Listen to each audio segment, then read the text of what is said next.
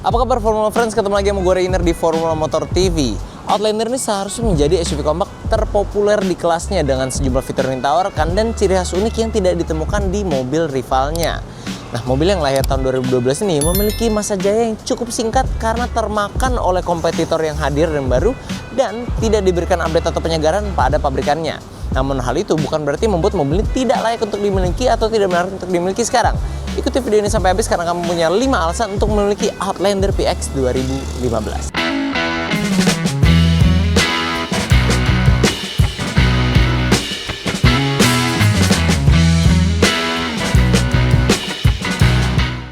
Dan sebelum kami memulai video kali ini, kami ingin membuat sebuah disclaimer, yaitu kami sadar ada banyak dari penonton setia channel Formula Motor TV yang merasa terganggu karena belakangan ini banyak komen-komen yang mempromosikan judul di video-video Formula Motor, baik itu di video reguler kami atau di YouTube Shorts kami.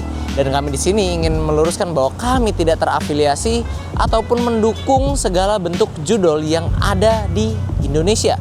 Sehingga kami hanya ingin meluruskan bahwa tidak ada dukungan apapun dalam bentuk Formula Motor, dan mari kita sama-sama memblokir komen-komen tersebut jika ada, dan mohon maaf atas gangguannya karena ini memang betul-betul di luar kuasa kami.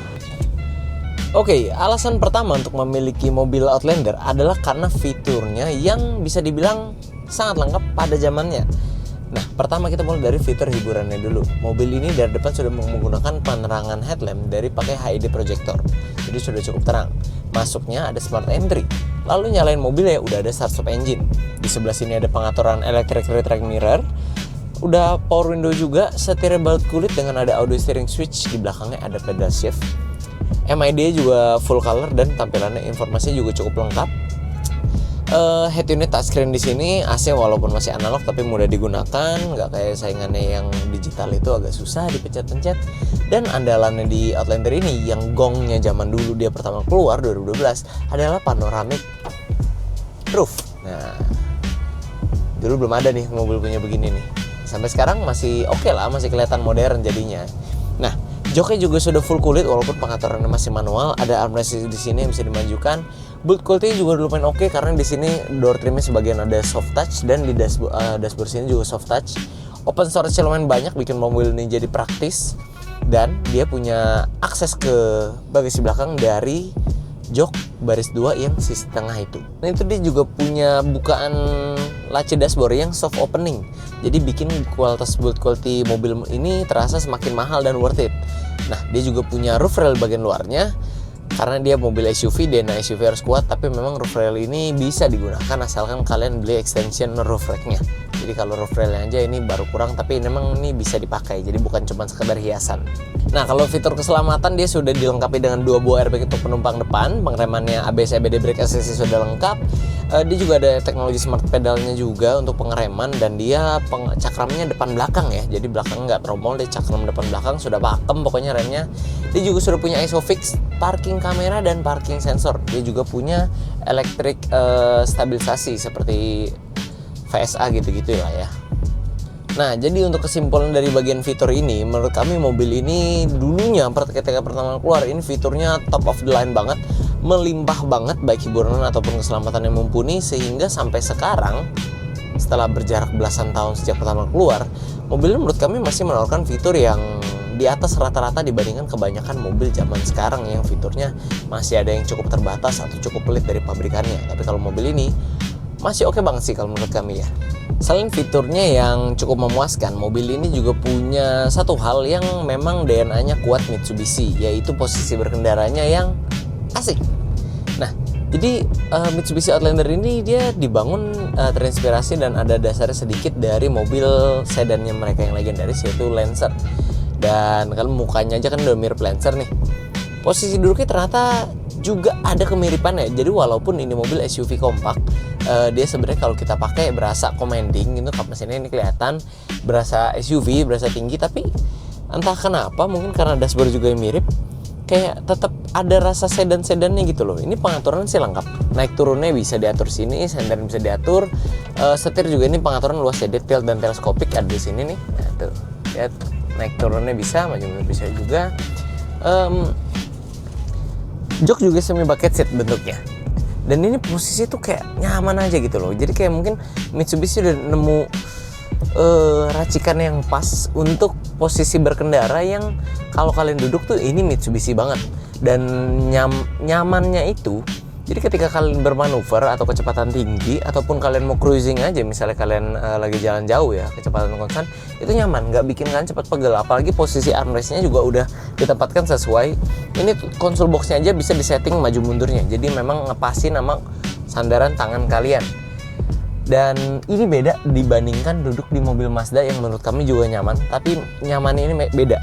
Yang paling ketara sih ini berasa lebih lega. nggak berasa menyatu banget sama mobil kalau bahasa Mazda, tapi tetap nyaman gitu loh. Dan tetap pede bahwa mobil ini tuh tetap pede. Nanti kita akan coba handlingnya. Tapi kalau gini kayak, karena visibilitasnya juga mungkin ya, visibilitas mobil ini juga sangat membantu berbagai postur tubuh yang akan duduk di kursi pengemudi di sini. Jadi sejauh ini gak ada komplainan sama sekali, dan bahkan memang gak cepat pegel sih kalau yang kami rasain duduk di Outlander ini sih. Nah, sekarang kita coba handling mobil ini ya. Set. Nah, tuh. Pengendaliannya tajam, tapi tetap kita pede ngendalin mobil ini loh. Tuh. Ya kalau kalian coba gitu ya, limbungnya ada karena ini kan bukan sedan, bukan murni sedan kayak Lancer. Tapi ini pengendaliannya tuh asik loh. Kalau ngadu manuver ya dibandingkan, kita boleh kesini aja. Set.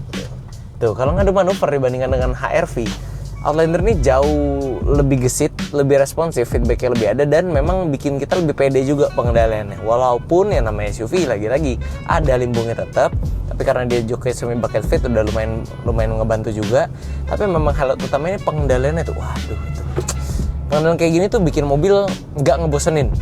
Jadi kalau mobil kan kita nggak cuma nikmatin fiturnya doang, fitur kita bisa bosen lah kadang-kadang. Tapi kalau rasa berkendara ini, handlingnya, itu nggak bikin bosen sih kalau menurut kami sih.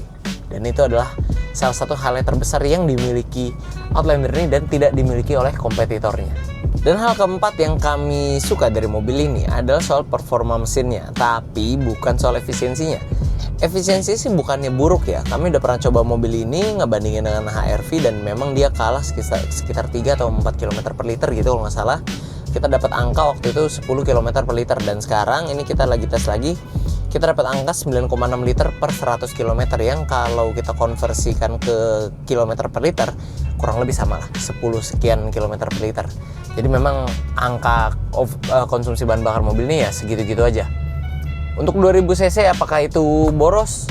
Kami rasa nggak bisa dibilang boros-boros banget. Yang penting juga kalau standar borosnya orang Indonesia kan Innova bensin, ya nggak seboros itu sih harusnya sih, karena ini bodi juga lebih kecil. Nah, tapi yang menarik dari mesinnya adalah performanya. Yuk kita bahas. Outlander dibekali mesin berkode 4B11 MIVEC 2000 cc 4 silinder segaris 16 katup. Mesin ini mampu mengeluarkan tenaga sebesar 147 HP pada putaran 6000 rpm dan torsi maksimal di 197 Nm pada putaran 4200 rpm. Tenaga ini disalurkan ke penggerak roda depan melalui transmisi CVT 7 percepatan. Nah, yang menarik dari mobil ini adalah kalian bisa dengar sendiri, yaitu performanya. Dia udah jelas jauh di atas HR-V kalau kalian mau bandingin mau yang 15 ataupun 18, dan dia masih equal jika dibandingkan dengan Mazda CX-3, si pemain baru di kelas ini. Sayangnya mobil ini ya dia nggak dilanjutkan lagi sama Mitsubishi di Indonesia, nggak diimprove lagi. Padahal kalau diimprove mungkin bisa jadi ini adalah SUV kompak yang tenaganya paling besar di kelasnya kala itu, dan mungkin bisa jadi sekarang kalau diteruskan. Tapi nggak perlu diimprove atau diupdate juga sampai sekarang. Dia adalah salah satu SUV kompak yang tenaganya paling besar yang bisa kalian pilih dan paling fun to drive juga. Udah kita coba. Jadi dengan performa mesin yang seperti ini, kami rasa mobil ini memang mengutamakan fun to drive, tapi juga memberikan fitur yang nggak kalah lengkap yang seperti yang tadi kita udah bahas.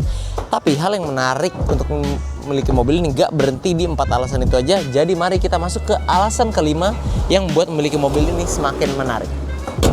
Dan alasan kelima untuk memiliki mobil ini adalah karena modelnya. Kalian bisa lihat sendiri. Mungkin kalian yang diehard Mitsubishi fans, kalian tahu muka Outlander ini nggak asing dan nggak jauh berbeda dengan Mitsubishi Lancer Evo EX. Nah, bisa kalian lihat dari grillnya yang ini.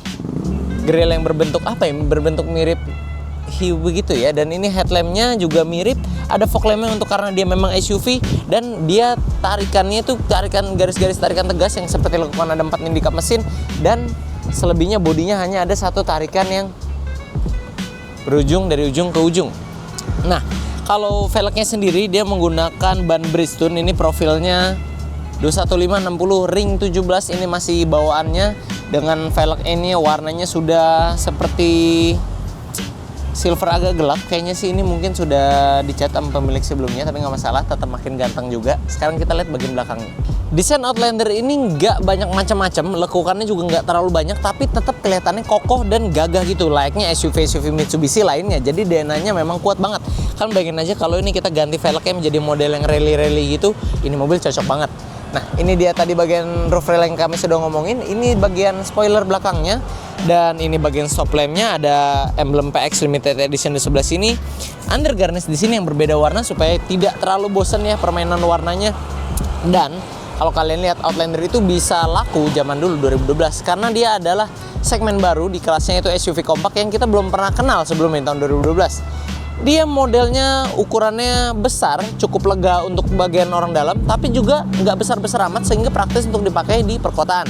Terlebih lagi, ground clearance-nya juga tinggi, jauh lebih tinggi dibanding yang dimiliki oleh Honda HR-V, sehingga membuat orang yang memakai mobil ini tidak merasa direpotkan sama sekali ketika bertemu berbagai jenis medan jalan. Nah, kalau di bagian interior, memang si Outlander ini kesannya beda banget sama SUV kompak yang zaman sekarang punya, kayak HR-V atau mungkin kereta, kesannya modern, estetik gitu ya. Kalau Outlander ini kesannya kayaknya biasa aja gitu, cenderungnya malah kayak tangguh, kayak laki banget lah gitu, karena permainan warnanya minim, dia cuma warna hitam begini, dan desainnya ya biasa-biasa saja. Tapi ini memang DNA-nya Mitsubishi, yaitu tangguh. Dia tapi meskipun kelihatannya nggak se-estetik rival-rivalnya, tapi ternyata build quality juga oke. Ini soft touch, ini dibuka soft opening, ini material karbon, dan dia juga sudah sampai ke door trim. Ini bagian soft touch-nya ini. Jadi memang walaupun dilihat kesannya biasa saja, tapi materialnya itu dia nggak seperti pabrikan Jepang yang lain yang mungkin banyak sunat sini sana supaya material bahannya plastik atau mungkin jahitan-jahitan palsu. Kalau Mitsubishi ini dia tetap sesuai DNA-nya, tangguh, dan build quality juga nggak yang jelek-jelek banget, dan itu yang kami suka dari Mitsubishi. Dan itulah 5 alasan untuk memiliki Mitsubishi Outlander PX, mobil yang menawarkan fitur yang lengkap, posisi berkendara yang nyaman, handling yang asik, performa mesin yang mantap, dan desain yang gagah. Jika kalian kurang tertarik untuk memiliki mobil ini, mungkin karena kalian belum mencoba mobil ini, khususnya unit yang ada di showroom kami. Oleh sebab itu, kalian langsung saja datang ke Formula Motor atau hubungi kami melalui sosial media kami yang ada. Dan jangan lupa, bila kalian suka dengan video ini, like, dukung kami, share, subscribe, dan jangan lupa bunyikan lonceng notifikasi agar kalian tidak ketinggalan update dari kami. Pada akhirnya gue Rainer pamit undur diri dulu, sampai ketemu di video selanjutnya.